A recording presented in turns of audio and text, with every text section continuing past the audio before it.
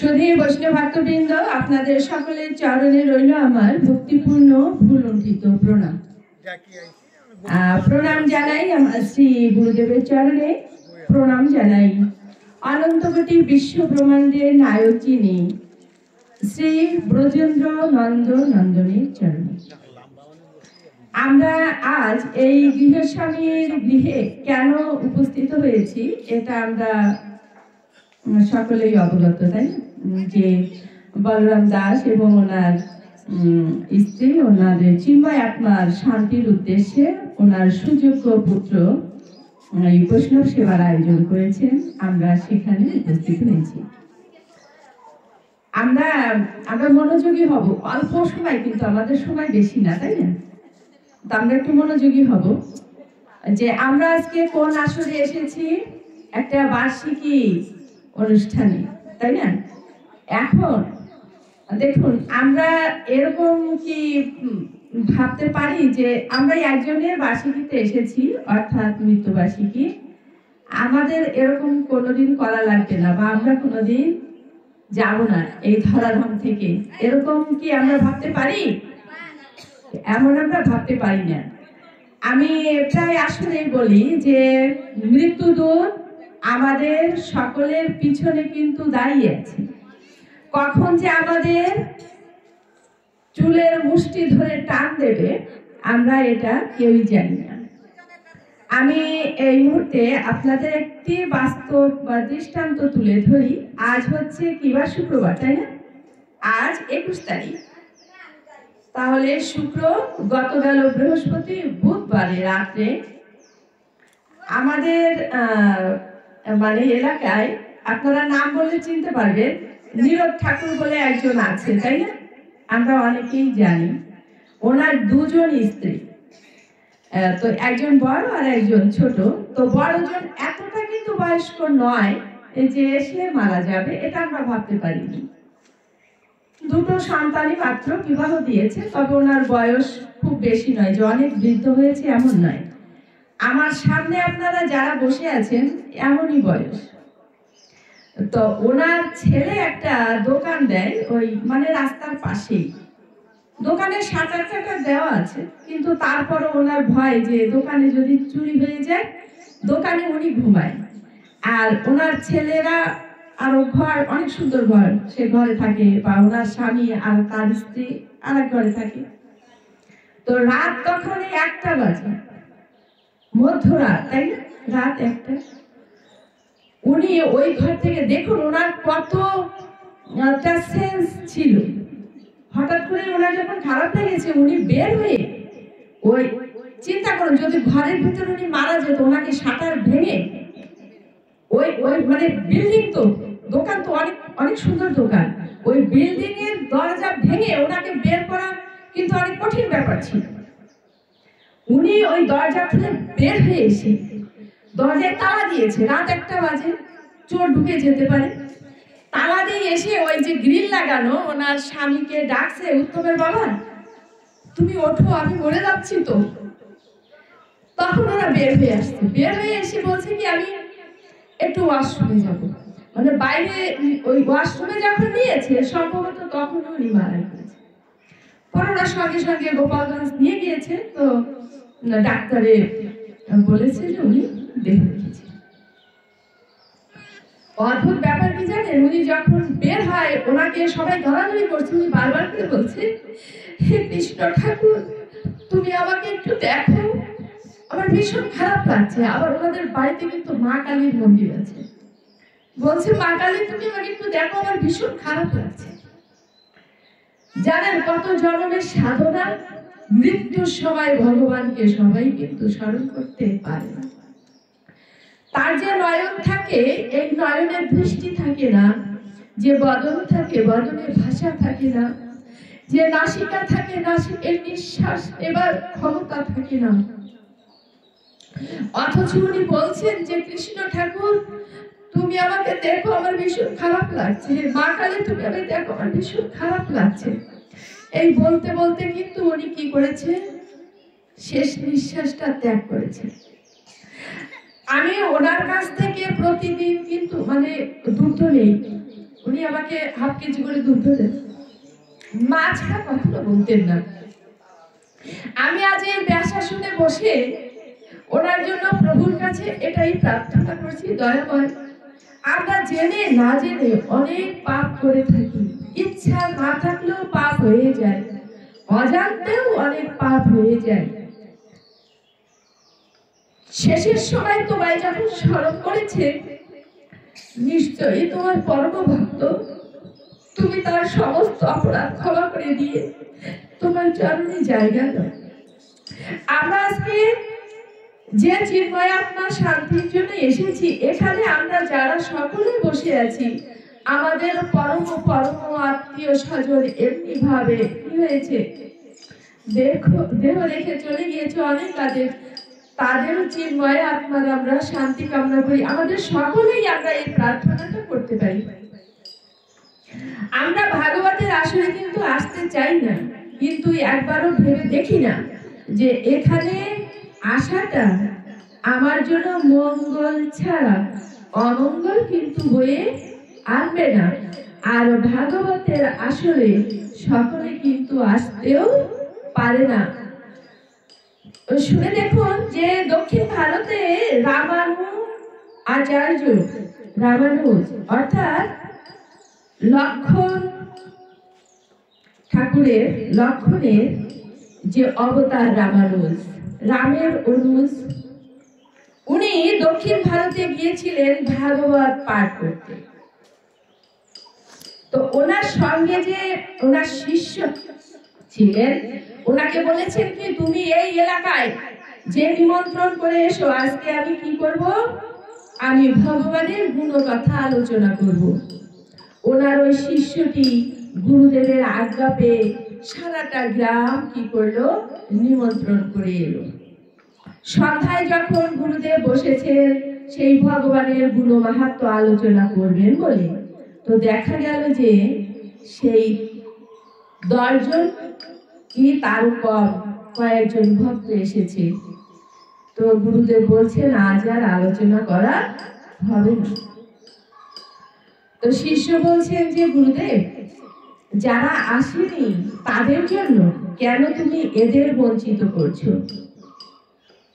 তুমি আলোচনা করো। বলছে না, আজকে এই সীমিত ভক্তের মাঝে আমি আলোচনা করব না। এদের ভিতরে কি ভক্তি শূন্য, এদের ভিতরে ভক্তি নাই, ভক্তি নাই বলে ওরা এই আসরে আসতে পারে না। এখন এই শিষ্যটি তো জানতে পারছে না যে গুরুদেবের মনের কি অভিলাষ। এনারা তো মহাত্মা, এনাদের অভিলাষ যে সকলের কর্ণে আমরা ভগবানের গুণকথা পৌঁছে দিতে চাই। উনি পরদিন ওনার শিষ্যকে জিজ্ঞাসা করলেন যে আচ্ছা, এই গ্রামের লোক, বহু আগের কথা, তখন তো বুঝতেই পারছেন এখনকার মতো তো এত সুবিধা ছিল না জলে, বলছে কোন জলটা ব্যবহার করে। তো বলছেন যে খুঁজে খুঁজে, শিষ্য খুঁজে খুঁজে দেখছে কি এলাকায় একটা সরোবর আছে, মানে দিঘি।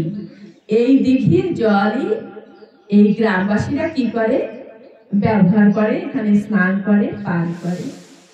ওই শিষ্যটিকে বললেন যে তুমি এই সরোবরে স্নান করে এসো। তো এদিন স্নান করে এলো সেই শিষ্য। আপনারা একটু শ্রবণ করবেন মন দিয়ে। আপনারা ভাবতে পারেন যে একটা সামান্য কথা, এরপরেই বুঝতে পারবেন যে ঘটনাটা। তো স্নান করে আসার পরে গুরুদেব আজ আবার বলছেন শিষ্যকে যে তুমি যাও, আজ আবার গ্রামে যে নিমন্ত্রণ করে এসো, যে ভাগবত আলোচনা হবে। তো শিষ্য ভীষণ একটু মনে মনে মানে তার খুব অপ্রকাশই করে ফেলেছে। গুরুদেব এরা তো শ্রবণ করতে চায়, যারা শ্রবণ করতে চায় না তাদেরকে জোর করে শ্রবণ করানো যায় না। বলছে আমি যেটা বলছি তুমি সেটা করো। উনি কি করলেন, সেই শিষ্য কিন্তু আজকে বুঝে গিয়েছেন যে এরা কেউ আসবে না। তো যে কোনো ভাবে বলছে আজকে আমাদের গুরুদেব একটু ভগবানের গুণ মাহাত্ম্য আলোচনা করবেন, তোমরা এসো। এভাবে মানে যেন তেন ভাবে বলে চলে এসছে। সন্ধ্যা হতে না হতেই দেখছে কি মানুষের ঢল নেমেছে। বলছে সারা আঙিনা জুড়ে গিয়েছে, কোথায় চালে কোথায় গাছের ডালে, মানে ঝুলে ঝুলে আছে। সকলে বলছে আমরা ভগবানের গুণমাহাত্ম্য শ্রবণ করতে এসেছি। সেদিন গুরুদেব সেই আচার্য মন প্রাণ ভরে উনি সেই ভগবানের গুণকথা কি করলেন, বর্ণন করলেন। যখন অনুষ্ঠান শেষ হয়ে গেল, এবার গুরুদেবের ওই চরণ দুটো ধরে শিষ্য জিজ্ঞাসা করছেন, গুরুদেব আমাকে একটু বলতে পারেন কি ছিল এই ঘটনাটা? গতদিন এত করে আমি তাদের হাতে ধরে পায়ে ধরে অনুনয় বিনয় করে আসার পরেও এরা এলো না, আর আজ আপনি বললেন, আমি মনে মনে একটু ক্ষুব্ধ হলাম। তারপরও যেমন তেমন ভাবে বলে আসার পরে এত ভক্তের সমাবেশ হলো কেন? গুরুদেব বলছেন, শুনুন, এদের ভিতরে ভক্তি শূন্য ছিল। বলছে ভক্তি শূন্য ছিল, এক রাতের ভিতরে ভক্তি পূর্ণ হলো কি করে? বলছে আমি তোমায় বলেছিলাম না সরোবরে স্নান করে এসে তোমার মতো ভক্তের চরণ ধুলা ছিল তো ওই সরোবরে। সেই জলে যখন এরা স্নান করলো, সেই জল যখন এরা পান করলো, সঙ্গে সঙ্গে এদের মনে কি হলো? ভক্তির উদয় হলো। তাই আর যেমন তেমন ভাবে বলা মাত্রই দেখো আঙিনা ভরে গেল, চাল ভরে গেল, গাছের ডালে ঝুলে ঝুলে এরা ভগবানের গুণমাহাত্ম্য শ্রবণ করলো। তাহলে বৈষ্ণবের কি মাহাত্ম্য, আর বৈষ্ণবের পদধূলির কি মাহাত্ম্য! শ্রী শ্রী নিতাই গৌর সীতানাথ প্রেমানন্দে হরি হরি বল। শ্রী শ্রী নিতাই গৌর সীতানাথ প্রেমানন্দে হরি হরি বল। শুধু বৈষ্ণব ভক্তবৃন্দ, আমি আপনাদের বলার ক্ষমতা রাখি না। আমাদের যে কীর্তনীয়ারা আজকে কীর্তন করেছেন, জানি না আপনাদের কার কাছে কেমন লেগেছে। আমার মনে হচ্ছিল আমার কর্ণে মধু বর্ষণ হচ্ছে। এই ভজনগুলো দেখুন কি করে বৈষ্ণবের পদধূলি কাম্য করেছে, কি করে বৈষ্ণবের সঙ্গ কামনা করেছে। বৈষ্ণবের সঙ্গ না হলে আমাদের কিন্তু ভক্তির উদয় হবে না। আমি আপনাদের কি শ্রবণ করাবো বা কি আমি জানাবো? আপনারা অনেক মহৎ ব্যক্তি, আমার থেকে অনেক বেশি কিছু জানেন, আমার বলার কোনো ক্ষমতা নেই। জয়দেব ভক্ত, জয়দেব পদ্মাবতী আমরা সকলেই চিনি না, সকলেই জানি। জয়দেব প্রতিদিন কি করতেন? গঙ্গা স্নান করতে যেতেন।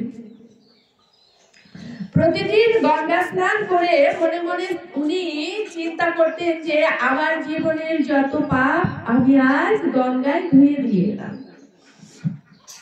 আমি শুদ্ধ হলাম, পবিত্র হলাম। কিন্তু একদিন ঘটনার চক্রে উনি যেতে পারলেন না, গঙ্গায় স্নান করতে পারলেন না। সেদিন উনি ভীষণ ক্রন্দন করলেন যে প্রভু, আজ না জানি আমার কত পাপ ছিল, তাই গঙ্গা স্নানে যাওয়ারও আমার শক্তি হলো না, আর আমি সেই শক্তি পেলাম না। মা গঙ্গাকে স্মরণ করছেন, হে মা গঙ্গে পতিত পাবনী, আমি আজ তোমার অঙ্গে অবগাহন করতে পারলাম না, আমি পাপিত, তাই আমি তোমার কাছে পৌঁছাতে পারিনি। জয়দেব যখন ঘুমিয়ে আছেন, উনি ঘুমের মাঝে ব্রাহ্ম মুহূর্তে শ্রবণ করতে পেলেন কি গঙ্গার যে গল গল ধ্বনি, সেটা ওনার মনে হচ্ছে দ্বারে হচ্ছে। ওনার ঘুম ভেঙে গেল। উনি দ্বার খুলে দেখছেন কি ওনারই সেই গৃহের দ্বারের সামনে গঙ্গা প্রবাহিত হচ্ছে। উনি মা গঙ্গাকে প্রণাম জানিয়ে বলছেন, মা গঙ্গে, তুমি এই পাপীর দ্বারে কেন তুমি এলে? মা গঙ্গা তখন প্রকট হলেন, উনি রূপ ধরলেন, বলছেন জয়দেব তুমি তো ক্রন্দন করছো যে তুমি পাপী, তাই তুমি আমার অঙ্গে অবগাহন করতে পারোনি। কিন্তু তুমি জানো না কত পাপী এসে আমার অঙ্গে পাপ ধুয়ে যায়, তোমার মতো জয়দেব বৈষ্ণব যখন আমার অঙ্গে অবগাহন করো তখন সমস্ত পাপ আমার চলে যায়। আমি তোমায় মুক্ত করতে আসিনি, আমি নিজে মুক্ত হতে এসেছি। তোমার মতো একজন ভক্তের আমার চরণ ধুলা প্রয়োজন। শ্রী শ্রী রাধা মাধব প্রেমানন্দে হরি বল, শ্রী শ্রী রাধা মাধব প্রেমানন্দে হরি হরি বল।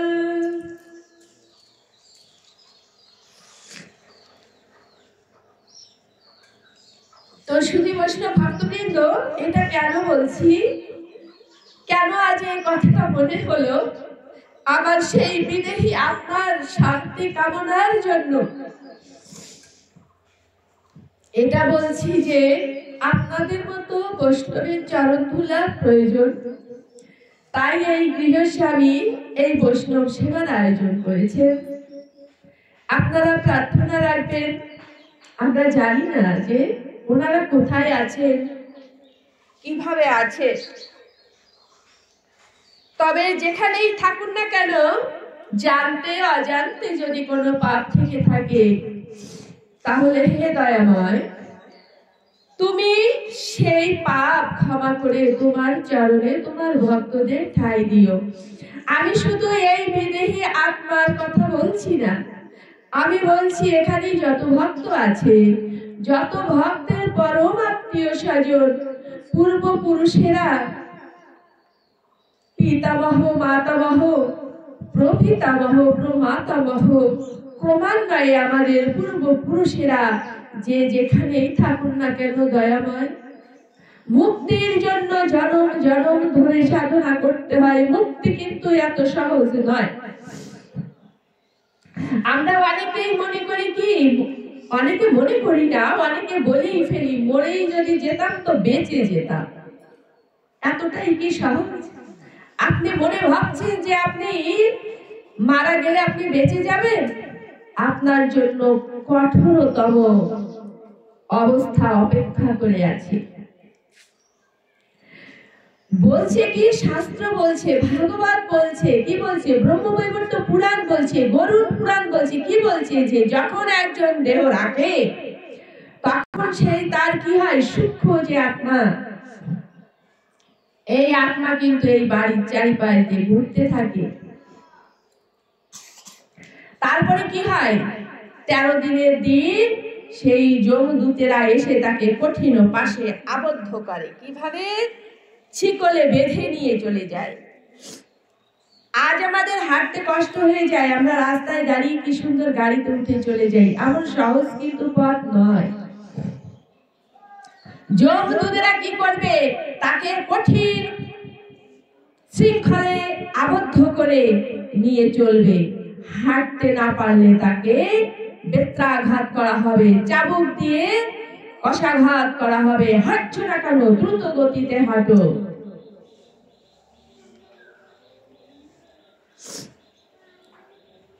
ষোলোটা স্টপেজ আছে, স্টেশন আছে 16টা। 16টা স্টেশন পৌঁছাতে তাকে 16 রকমের শাস্তি তার উপরে কি হবে, বর্ষিত হবে। কোথাও বর্ষা নিক্ষেপ করা হবে, কোথাও আগুনের বৃষ্টি হবে, কোথাও কাটা পথ, কোথাও কাদা পথ, কোথাও রৌদ্র। এই সব পাড়ি দিয়ে যেতে যেতে বছরটা পেরিয়ে যাবে। এই কারণে মৃত্যুবার্ষিকীটা করা হয়। একটা বছর পার হবে তবে সে কোথায় যাবে, সে যমপুরীতে যাবে, হিমালয়ে যাবে। সেখানে তার কি হবে, সেখানে তার শাস্তি নিরূপণ হবে। কতটা সে ভালো কাজ করেছে, তাই না?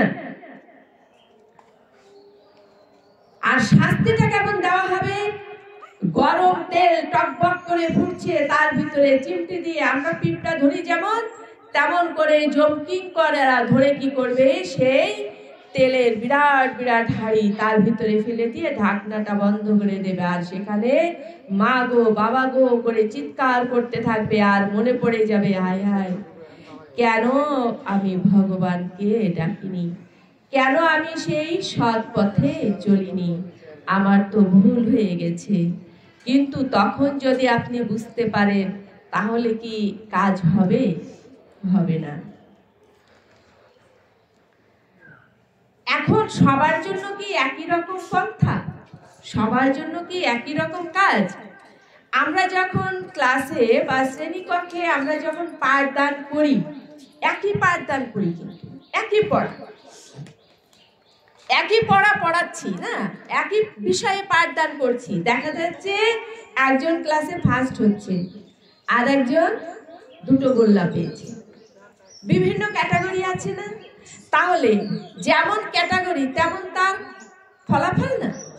এখন আমরা যদি মনে করি যে আমাদের সকলেরই একই অবস্থা হবে, তা কিন্তু নয়। এখানে first boy, second boy, third বয়, এই হিসাবে কি হবে? বিচার হবে। যে প্রতি ক্লাসে ফার্স্ট হচ্ছে কি হবে? সে ভালো একটা রেজাল্ট করবে, আর রেজাল্টের পরে কি তার আরো পড়াশোনা, রাত নাই দিন নাই, জেগে জেগে পড়াশোনা, পরীক্ষার আগে তার খাওয়া নাই, ঘুম নাই, নাওয়া নাই, সে শুধু পড়াশোনা করছে। এর ফলে কি হচ্ছে? সে ভালো একটা ফলাফল করছে। এর পরবর্তীতে কি হবে? সে ভালো মানে প্রথম শ্রেণীর একজন নাগরিক হবে, তাই তো? এবং সে সম্মানিত একজন মানুষ হবে। তাকে দেখলে গ্রামবাসী কি করবে? স্যালুট করবে, প্রণাম জানাবে, নমস্কার জানাবে। আর যে চুরি করে খাবে তাকে কি স্যালুট জানাবে? তাহলে এই যে আমরা যারা মনে করেন দেখতে পাচ্ছি যে ভগবত ভক্ত যারা কি করছে, এরা মাথাটা ন্যাড়া করে, মাথাটা কেন ন্যাড়া করেছে বলুন? এই মাথার যে চুলগুলো আস্তে সময় নষ্ট করবে না, ওই সময়টা কি করবে? ভগবানের নাম জপ করবে। তারপরে রসালো খাবার খাচ্ছে না কেন? রসালো খাবার খেলে তো সেই পরিমাণে নিদ পাবে, ঘুম পাবে, তাই না? এই কারণে তারা কাঠখোট্টা খাবার খেয়ে কি করছে? দিন রাত ভগবানের নাম শ্রবণ করছে, অথবা কীর্তন করছে, অথবা পুজো করছে, তাই না? অর্জন করছে। তাহলে তার অবস্থা আর একজন চোরের অবস্থা কি একই হবে? মৃত্যুর পরে ওই ক্লাসের ফার্স্ট বয় আর একেবারে লাস্ট বয়ের যে গতি, সেই একই গতি হবে। এখন আমরা ভাবতে পারি যে দেখো এই যে সাধুরা, অনেকে কিন্তু বলে আরে বাবা মাছ খাচ্ছে না, মাংস খাচ্ছে না কেন? তারা অহিংসা ব্রত নিয়েছে, তাই তো? অহিংস ব্রত, কোনো প্রাণীকে হিংসা করা যাবে না, প্রাণী বধ করা যাবে না, ঠিক আছে। তারপরে আবার কি বলছে? লাল শাক ভক্ষণ করা যাবে না। লাল শাক, লাল শাক আমরা চিনি অনেকে, লাল টুকটুকা, এটা খেলে খুব রক্ত হয় আমরা বলি, কিন্তু ব্রহ্মবৈবর্ত পুরাণে আমি বহুকাল আগে দেখেছি, তখন আমি অনেক ছোট, যে ব্রহ্মবৈবর্ত পুরাণে বলছে যে লাল শাক যদি কেউ আহার করে তাহলে ওটা গো মাংসের সঙ্গে তুলনা করা হয়। দুগ্ধের ভিতরে লবণ দিয়ে কি করতে নাই? আহার করতে নাই। কলমি শাক ভোগে লাগে না। একে তো কি করছে? মাছ মাংস ত্যাগ করে এসেছে, তারপরে আবার বলছে কি এ শাক নয়, ও শাক নয়, এ সবজি নয়, ও সবজি নয়। জানেন বলছে অলাবু, এই সেদিন হরিভক্তি বিলাসে দেখলাম অলাবু ভোগে দেওয়া যায় না। অলাবু কি বলুন দেখি? অলাবু হচ্ছে লাউ। যদি লাউ ভোগে দেওয়া না যায় তাহলে লাউ শাকটা কি ভোগে দেওয়া যায়? তাহলে বৈষ্ণবেরা কি প্রসাদ হিসাবে কি পাবে? আর ভগবানকে ভোগ কি লাগাবে? এমনি যে কঠোর জীবন যাপন করছে, তার মানে কি ওই যে পরীক্ষার আগে যে কি হয় কঠোর রাত জাগা, খুব কষ্ট করে পড়াশোনা করা, তারপরে তো পরীক্ষা দিয়ে ফলাফল, তাই এটা তেমনি পরীক্ষা চলছে। তাহলে ভগবানের জন্য তুমি কতটা ত্যাগ করতে পারলে? ভগবান সেটা দেখবে না। তুমি ভগবানকে অনেক ভালোবাসো, ভগবানের জন্য তো একটা পান বিড়ি ত্যাগ করতে পারোনি, পেরেছো? যারা পান সেবা করেন ভগবানের জন্য কি পান ত্যাগ করতে পারবে? এখন বলা হবে যে অনেক পান সেবা করে, বলা হবে যে মাগো তুমি পান সেবা করো না, ওটা তো ভগবানের সেবায় লাগে না। আর ও নেশা তো করতে নাই, সে পারবে সকালেই ছেড়ে দিতে? পারবে?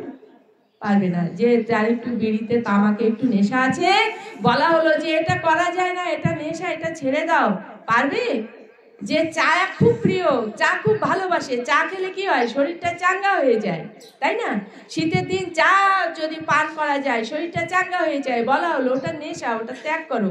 ভগবানের সেবায় তো তুমি যেতে পারবে না, ভগবানের সেবা তুমি করতে পারবে না। পারবে সে সকালবেলায় চাটা ত্যাগ করতে? তার বহুদিনের অভ্যাস।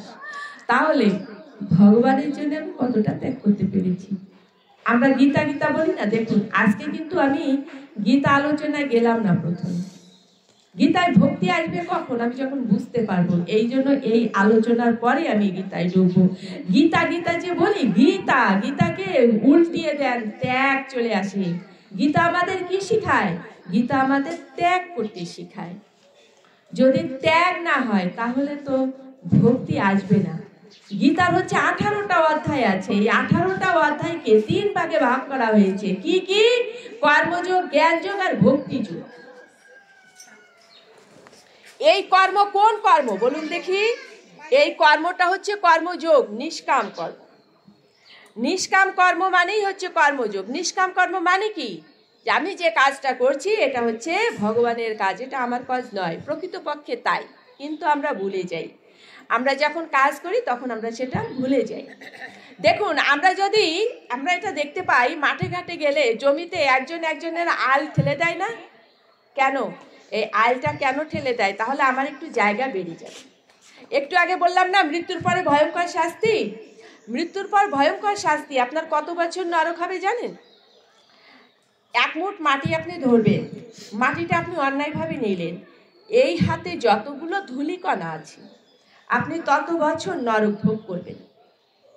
তাহলে আমি যে আল ঠেলে দিলাম, 4 আঙ্গুল মাটি যে আমি নিয়ে নিলাম, আমাকে কি আদৌ মুক্তির কোনো পথ ভগবান দেখাবেন? আমার তো সেই নরক ভোগ করতেই জীবনটা শেষ হয়ে যাবে। আমি কি ত্যাগ স্বীকার করতে পেরেছি? আমি জানি যে হ্যাঁ গীতায় ত্যাগের কথা বলেছে, কিন্তু আমি কি পারবো এই ত্যাগটা করতে? হ্যাঁ, আমার জায়গাটা তো আমি তোমার জায়গা থেকে নিয়ে নিয়েছি। এক হাত সে যখন মেপেছে, আমি কিন্তু যুদ্ধ করে চলেছি। দরকার হলে আমি মামলা করে দিচ্ছি, না এই জায়গা তোমার নয়, এই জায়গা আমার। কিন্তু আমি নিজে জানি যে ওই জায়গাটা ওর জায়গা আমি নিয়ে নিয়েছি। যদি মামলা করে আমি জিতে নিতে পারি, এক হাত জায়গার অনেক দাম। কিন্তু আমি এটা ভাবলাম না যে এক হাত জায়গা তো আমি আজকে নিয়ে গেলাম, সকাল হলে দেহ রাখবো, ওই জায়গাটা আমি নিয়ে যেতে পারবো তো? হ্যাঁ, আমি রেখে গেলাম আমার সন্তানদের জন্য।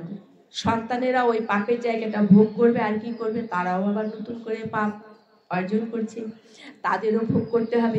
সেই সন্তানেরা আমাকে কি মুক্ত করবে? আমার সন্তানেরা আমাকে মুক্ত করতে পারবে? কারণ আমি তো সেই পাপের ফল সন্তানের জন্য গুছিয়ে রেখে এসেছি। তারা তো সেই পাপটা অর্জন করছে। সেই পাপে মুখে, সেই পাপী বদনে যদি বলে আমার মাকে মুক্ত করে দাও, আমার পিতাকে মুক্ত করে দাও, মুক্ত হতে পারবো? ওই পাপী সন্তানের, ওই জয়দেব গোস্বামীর কথা চিন্তা করুন। স্বয়ং গঙ্গা দেবী চলে এসেছে দরজায়। কেন? তিনি প্রকৃত বৈষ্ণব, তাই। তাহলে আমি নিজেও অর্জন করলাম না, আর আমি কি করলাম? সন্তান বলে যাদের আপন করে ভাবলাম, তাদের উপরও পাপের বোঝাটা চাপিয়ে দিয়ে গেলাম। এমনি হাজারো কথা, যে কথাগুলো বললে শেষ হবে না। তাহলে পুণ্যটা কি? এতক্ষণ তো পাপের কথাটা বললাম, এখন পুণ্যটা কি সেটা একটু শুনতে হয়। পুণ্য হচ্ছে আমার যতটুকু জায়গা আছে, বেঁচে থাকতে হলে জায়গার প্রয়োজন। ওই জায়গাটা আমার না, জায়গাটা কার? ভগবান। ভগবান কি করেছেন? আমায় কিছু দায়িত্ব দিয়েছেন। ওই দায়িত্বটা পালন করতে হলে আমার কিছু তো কাজকর্ম করার দরকার।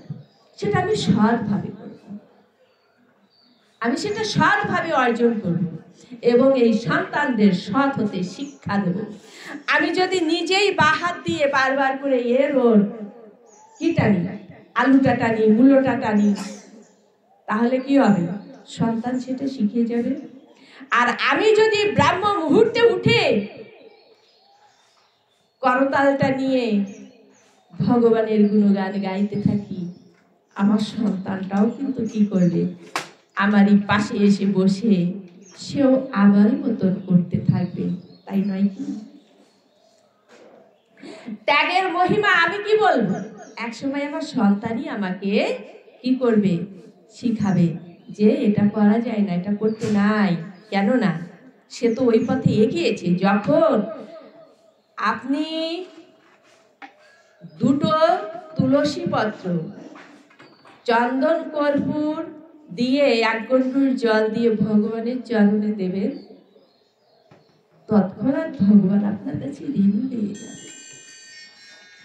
তৎক্ষণাৎ ভগবান আপনার কাছে ঋণী হয়ে যাবে। ভগবানের পিছনে আর আপনাকে দৌড়াতে হবে না, ভগবান আপনার পিছনে দৌড়াবে।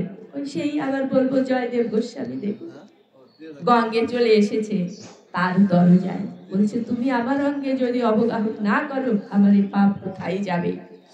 তাহলে সন্তানদের আমরা ত্যাগের শিক্ষা দেই।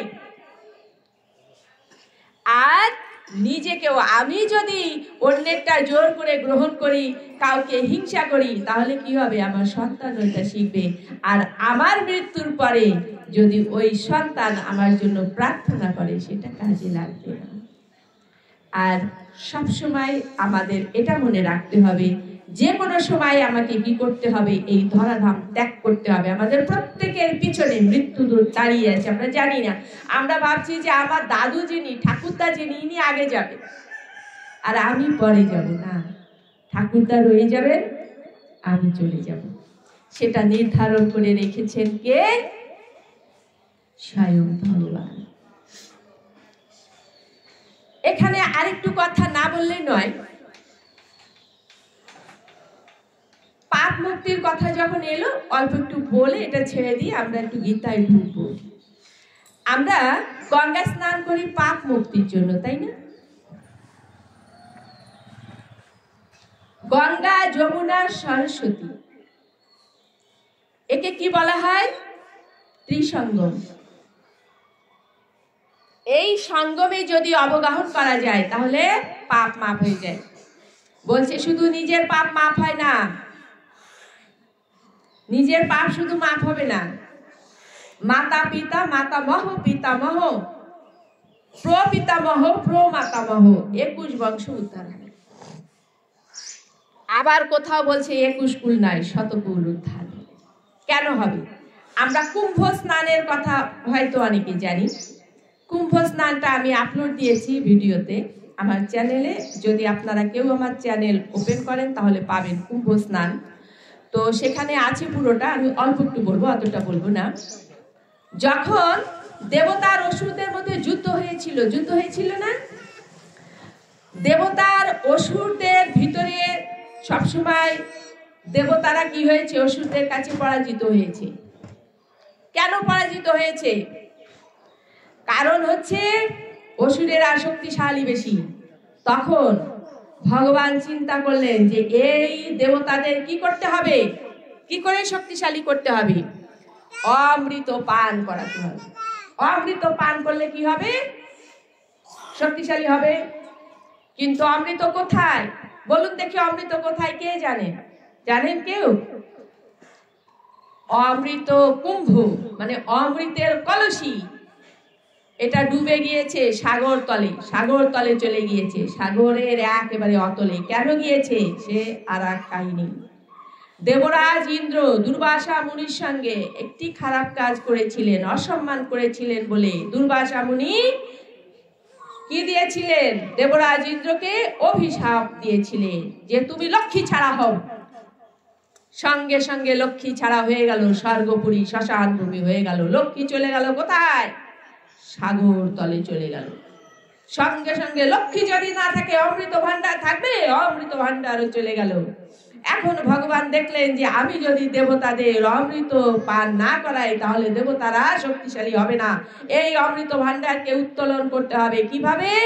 এই দেবতার অসুররা না হলে হবে না। বলছে মন্থন করো, এই সাগর মন্থন করো। বাসুকি নাগকে নিয়ে, সেই পর্বতকে নিয়ে মন্থন করলে ঘটনা আপনারা সবাই জানেন, বলার প্রয়োজন মনে করছি না। তুলে ফেললেন। কি তুলে ফেললেন? সেই অমৃত কুম্ভ। সঙ্গে সঙ্গে লক্ষ্মী, তারপরে উচ্চৈশ্রবা, ঐরাবত, হাতি ইত্যাদি ইত্যাদি অনেক কিছু, সেদিকে তো যাবো না। অমৃত কুম্ভ তুললেন। অমৃত কুম্ভ যখন তোলা হলো, এখানে আবার একটু চালাকি হয়েছিল। এক সময় ওই অমৃত কুম্ভ নিয়ে দেবতা আর অসুরদের ভিতরে কি হলো, কাড়াকাড়ি লেগে গেল। যখন এই কাড়াকাড়ি করছে, তখন ওই অমৃত পড়ে গিয়েছিল প্রয়াগে। বুঝছেন, এই যে কয়েক ফোঁটা অমৃত পড়ে গেল, এই সেই সঙ্গম গঙ্গা, যমুনা আর সরস্বতী, এটা হয়ে গেল মহাপূর্ণ স্থান। তাহলে এইখানে যদি স্নান করা হয় কি হবে? ও কুম্ভ মেলা। কেন বলেছে কুম্ভ মেলা? ওই যে কুম্ভ মানে কলসি, ওই যে কলসির অমৃত পড়েছে। তো সেই কুম্ভ স্নানটা কখন হয়? বলছে যে কুম্ভ স্নানটা হয় যে তিথি নক্ষত্র একটা আছে, আর দেবতাদের দিন, স্বর্গের দিন হিসাব করে, মর্তের দিন হিসাব করে 12 বছর পর পরে এই কুম্ভ স্নানটা হয়। তো এবার বছর এই কুম্ভ স্নানটা হচ্ছে কি মহাস্নান বা রাজ স্নান বা শাহী স্নান বলে উল্লেখিত হয়েছে। কেন? বলছে সেদিন যেই তিথি নক্ষত্র এক জায়গায় ছিল, যে নক্ষত্র, যে তিথি, যে ক্ষণ এক জায়গায় ছিল, এইবারও সেই তিথি, সেই ক্ষণ, সেই সময় এক জায়গায় পড়ে গিয়েছে বলে এটা মহাস্নান। তাহলে এই মহাস্নানটা কিছু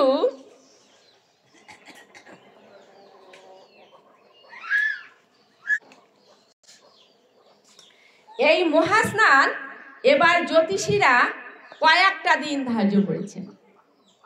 মহাস্নান মানে রাজস্নান, আবার শাহী স্নান বলছে কয়েকটা দিন ধার্য করেছেন। সেই দিনগুলোর ভিতরে সব দিন চলে গিয়েছে, আর একটা দিন আছে। আপনারা কি সেই স্নানটা করতে চান? কেউ মাথা নাড়ছেন না, মনে ভাবছেন আহা কি কঠিন, কোথায় পাবো সেই গঙ্গা, যমুনা, সরস্বতী, তাই না? এটা ভাবছেন। গঙ্গা, যমুনা, সরস্বতী আপনি ঘরে বসে করতে পারবেন। আপনি শ্রবণ করার পরে, আচ্ছা এই স্নানটা কে কে করতে চান? একটু হাত তুলুন দেখি। গোবিন্দ তো করাবে, আমাকে জানতে হবে। আমি যদি না জানি, মনে করেন কি আমার হাতে অমৃত আছে, তাই না? আমি তো জানি না এই যে অমৃত, ওটা আমি ফেলে দিলাম, এটা তো অমৃত, আমি জানি না। আর এক জায়গা থেকে কি তুলে নিলাম, ভাবলাম যে এটা অমৃত, কিন্তু ওটা বিষ, খেয়ে নিলাম। আমাদের কাজ তো এটা, তাই না? অমৃত তো আমরা চিনি না। কেন চিনি না? জহুরি যদি না হয়, হীরা চিনতে পারবে? রং বেরঙের কাজ যদি আপনার হাতে দিয়ে দেওয়া হয়, আর একটা যদি হীরাখণ্ড দিয়ে দেওয়া হয়, হীরায় তো অত রং বেরং নাই, আপনি দেখেই মনে ভাববেন কি আহারে ডায়মন্ড তো মনে হয় এটাই, কোনটাকে, কাজটাকে ভাববেন। কিন্তু সত্যিকারের জহুরি যিনি হবেন, তিনি কিন্তু ডায়মন্ড চিনে ফেলবেন, মানে কি হীরা উনি চিনতে পারবেন। এই জন্য আমাদের চিনতে হবে। সেই দিনটা হচ্ছে শিব চতুর্দশীর দিন। এই স্নানের নিয়ম হচ্ছে ব্রাহ্ম মুহূর্ত থেকে সূর্য উদয় কাল পর্যন্ত। ভগবান কতটা সহজ করে দিয়েছেন দেখুন। সূর্য উদয় কাল, যখন সূর্যটা লাল টকটকা হয়ে উঠবে, এতটা সময় থাকবে আর কি, সময়টা, তিথিটা। তো সেই স্নানটা আপনি গঙ্গায় যেতে পারছেন না, সেই গঙ্গা, যমুনা, সরস্বতী, কুম্ভ মেলা কত হাজার হাজার মাইল দূর, আরও কত টাকা পয়সা খরচ করে যেতে হবে, তো আমি তো সেখানে যেতে পারবো না। তাহলে যদি আপনার বাড়ির কাছে কোনো নদী থাকে, আপনি সেখানে করতে পারেন। যদি আপনার বাড়ির কাছে কোনো দিঘি থাকে, সরোবর থাকে, সেখানে করতে পারেন। যদি আপনার বাড়ির কাছে কোনো পুষ্করিণী থাকে, সেখানে করতে পারেন। যদি তাও না থাকে, আপনি আপনার স্নানাগারে, অর্থাৎ বাথরুম বললে আমরা ভালো চিনতে পারি, তাই না? বাথরুমে আপনি বালতির ভিতরে এই যে অঙ্গুলিটা, এটা এরকম স্পর্শ করিয়ে বলবেন ওম গঙ্গে চা যমুনা চৈব গোদাবরী নর্মদে সিন্ধু কাবেরী জল অস্মিন সন্নিধিং কুরু, হয়ে গেল গঙ্গা জল। কেউ কেউ বলবেন যে এত বড় মন্ত্র তো আমি জানি না, কিছুই বলার দরকার নাই। আপনার যদি একটু কর্পূর থাকে ঘরে, একটু কর্পূর ছিটিয়ে দেবেন জলে, যদি তিল থাকে দুটো তিল ছড়িয়ে দিতে পারেন। তিল সম্ভবত চতুর্দশীতে একটু নিষিদ্ধ আছে কিনা আমার জানা নেই, প্রয়োজন নেই। আপনি কর্পূরটা ছিটিয়ে দেন, দিয়ে এবার আপনি কি করবেন, গঙ্গে গঙ্গে গঙ্গে 3 বার বলে মাথায় ঢেলে দেবেন, অথবা জয় মা গঙ্গা, জন্ম জন্মের পাপ তাপ নিয়ে মাকে পবিত্র করে দাও আর ভগবানের ভক্ত করে দাও। একেবারে হয়ে গেল। শ্রী শ্রী রাধা মাধব প্রেমানন্দে হরি, শ্রী শ্রী রাধা মাধব প্রেমানন্দে হরি বল। শিব চতুর্দশী কেন বললাম আপনাদের মনে থাকবে, শিব চতুর্দশী কিন্তু 2 দিন পড়েছে, বুধ আর বৃহস্পতি। আপনারা অবশ্যই বৃহস্পতিবারে করবেন। শিব চতুর্দশী অবশ্যই আপনারা বৃহস্পতিবারে করবেন, সেই দিন আপনি পূর্ণ ফলটা পাবেন। এখন বৃহস্পতিবার ব্রাহ্ম মুহূর্ত অর্থাৎ 4:30 থেকে শুরু করে সূর্য উদয় সম্ভবত 6:30 বা 6:40 হতে পারে। আমি পঞ্জিকা দেখি না, কারণ আমি তো অনেক ভোর রাত্রে আসলে স্নান করি, আমার 5টার সময় স্নান হয়ে যায়, তো এই কারণে পঞ্জিকা দেখি না। তবে আপনারা যারা অক্ষম, যে রাত্রে স্নান করতে পারবো না, তারা সূর্য উদয় টাইম দেখে নেবেন পঞ্জিকায়, সম্ভবত 6:30টায় করলে হবে, 6:30টার পাশে যাবে না হয়তো। না না না, নখ যেন না ডোবে, এই নখ ডুববে না, কোনো সময় নখটা চুবাবেন না। আমরা অনেক সময় ঘি মধু দেই না ভোগে, ওটাও দেখবেন দেবার সময় যেন কখনো নখ স্পর্শ না করে, এই জন্য কোনো চামচ দিয়ে তুলে দেওয়া ভালো বা একটু ঢেলে দেওয়া ভালো, নখ যেন না লাগে, এটা নিষিদ্ধ আছে আর কি। এই তো এইভাবে এই জলটা এরকম স্পর্শ করবে। আর কিছু বলা লাগবে? আপনি বলতে পারেন, কিন্তু ওই যে মন্ত্রটা যদি না জানেন তাহলে গঙ্গা গঙ্গা 3 বার বললে হবে। নারায়ণ নারায়ণ বলতে হবে 8-10 বার। ও না, বলছে না, আপনি ভালো কথা মনে করিয়ে দিয়েছেন। ওই প্রথমে হচ্ছে আমরা তো যদি টয়লেট বাথরুমে যাই, টয়লেটে গেলে স্বাভাবিকভাবেই শরীরটা কি হয়, একটু অপবিত্র হয়। আপনি আলাদা একটা মগে একটা জল রেখে দেবেন, এসে কি করবেন, ওই জলটা সারা গায়ে ঢেলে দেবেন, ওম অপবিত্র পবিত্র বা বলে। যদি মন্ত্র না জানেন সমস্যা নাই, যে ভগবান আমি পবিত্র হতে চাই, তো পবিত্র হয়ে যাবেন। তারপরে হচ্ছে আপনি ওই জলটাকে গঙ্গা গঙ্গা করলেন, এরপরে মগে জল নিয়ে মাথায় দেবার সময় প্রথমেই বলতে হয় জয় শ্রী বিষ্ণু জয় শ্রী নারায়ণ বলতে হয়। কেন? জলে নারায়ণ বাস করে। এরপরে আপনি জয় মা গঙ্গা জয় মা গঙ্গা জয় মা গঙ্গা বলবেন। তারপরে আপনি যতবার জল দেবেন বলবেন হে মাধব হে অচ্যুত হে পরম পুরুষোত্তম ভগবান, আমি তোমার নামে স্নান করছি, আমি তোমার ভক্ত হতে চাই। দেখুন, আমাদের ভগবানের কাছে কোনো চাওয়া পাওয়া নাই, আমরা চাই, আমরা ভুল করি, কখনো ভগবানের কাছে কিছু চাইতে হয় না। আমার সন্তানের কি প্রয়োজন সেটা কিন্তু আমার থেকে ভালো কেউ জানে না। যদি কিছু চাইতে হয়, কি চাইবেন জানেন? চাইবেন যে ভগবান আমার যাতে মঙ্গল হয় তুমি সেটা করো। আমি তো জানি না আমার কিসে মঙ্গল হবে, আমি জানি। একজন অফিসে যাবে বলে রিক্সায় উঠেছে, সেই রিক্সা ঘুরিয়ে নিচ্ছে, সেই রিক্সাকে এত গালাগালি করছে, আজকে আমার অফিস টাইমটাই দেরি হয়ে গেল, তুই আমাকে এভাবে ঘুরাচ্ছিস কেন? আজকে যে আমি বসে গালাগালি শুনবো। সে যখন অফিসে পৌঁছালো, দেরি হয়ে গিয়েছে আধা ঘন্টা, পৌঁছে দেখছে অফিসে সেদিন আগুন ধরে গিয়েছে। আমি জানি না যে আমার কিসে মঙ্গল, আমি চাইবো তো ভগবান তুমি আমায় এটা দাও, সেটাই আমার অমঙ্গল। আমি আপাত দৃষ্টিতে দেখছি আমার ভালো হবে, কিন্তু আমি তো সেটা বুঝতে পারি না। এই জন্য ভগবানকে বলতে হয় আমি কিছু চাই না, আমি শুধু তোমাকে চাই। আমি যদি তোমাকে চাই, আমি যদি ভগবানের করুণা লাভ করতে পারি, বলেছি না আপনি 2টো তুলসী পত্র যদি ভগবানের চরণে দেন, 1 কোটর জল দেন, ভগবান আপনার পিছনে পিছনে ঘুরে বেড়াবে, আপনাকে ভগবানের পিছনে ঘুরতে হবে। এই জন্য ভগবানের কাছে কিছু চাইতে হয় না। ছেলের জন্য চাইছেন, মেয়ের জন্য চাইছেন, ছেলে মেয়েটা কার? ওটা কি আসলে আপনার? ওটা জন্মে জন্মে তো বদলে যায়, ওটা এই পৃথিবীতে কেউ আপন নয়। একমাত্র আপন হয়েছে যে বিদেহী আত্মাগুলো চলে গিয়েছে, ওরা কোথায় আছে কিভাবে আছে আমরা কিন্তু কিচ্ছু করতে পারবো না, কিন্তু ভগবান তাদের প্রতি দিতে পারে। তো সে যাই হোক, তাহলে আরো অনেক কথা আছে, তো সে কথা বলতে যাচ্ছি না, আমরা একটু গীতায় ঢুকি। গীতাটা কেমন পাঠ করা হলো না, কথা শুরু করেছি তো আর একেবারে। তো এ পর্যন্তই। আপনাদের কি আর কোনো প্রশ্ন আছে কারণ? আরেকটা কথা মনে পড়ে গেল, বলি, আমরা চন্দন ঘষে ভগবানের চরণে, বারবার বলছি না, চন্দন ঘষে ভগবানের চরণে দেবেন। চন্দন ঘষে যদি তুলসী পত্র দিয়ে দেওয়া হয় তাহলে ওই ভগবান তো খুবই খুশি হন। কিন্তু যে চন্দন কাঠটা আমরা কিনি, ওটা কি প্রকৃত চন্দন কাঠ কিনা আমরা জানি না। চন্দন কাঠের কিন্তু অনেক দাম। এই টুকরা চন্দন কাঠ 1000 টাকা দাম। আপনার কাছে 200 টাকা নিয়ে একটা কাঠ ধরিয়ে দিয়ে গেল, ওটা কি প্রকৃতপক্ষে চন্দন? আমরা জানি না। ওই যে বললাম না, হাত থেকে অমৃত ফেলে দিয়ে বীজ ভক্ষণ করি। তুলসী বৃক্ষ যেগুলো দেহ রাখবে, তাজা বৃক্ষ কিন্তু নয়, তাজা বৃক্ষ তুলে নেওয়া যাবে।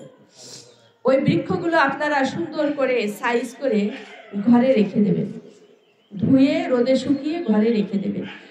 ওটা চন্দনের মতো ঘষে যদি আপনি তুলসী পত্র সহ ভগবানের চরণে দেন, ওই চন্দন কাঠে ভগবান যতটা খুশি হন, তুলসী কাষ্ঠে চন্দন করে ভগবানের চরণে দিলে ভগবান লক্ষ গুণ বেশি খুশি হন।